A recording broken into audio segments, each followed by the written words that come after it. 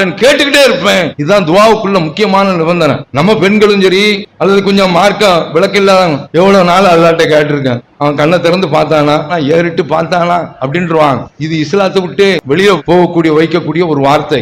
துவாவுல உள்ள நிபந்தனை கேட்டுக்கிட்டே இருக்கணும், அதுல நிராசை அடையக்கூடாது.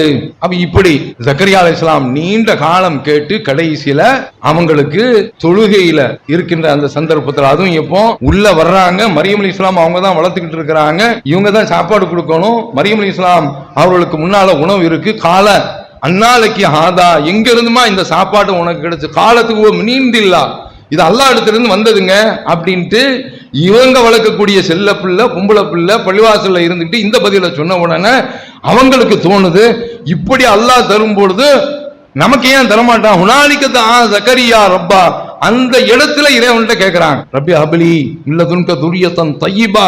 துஆவுல உள்ள முறையும் பாருங்க, நல்ல சந்ததியை எனக்கு கொடு என்று கேட்கின்றார்கள். சந்ததியை அல்லாஹ் தஆலா கொடுத்துட்டான். யஹ்யாங்கிற பிள்ளைய அல்லாஹ் தஆலா அவர்களுக்கு அளித்தான். அப்ப இறை தூதர்கள் கேட்டது கிடைக்கல.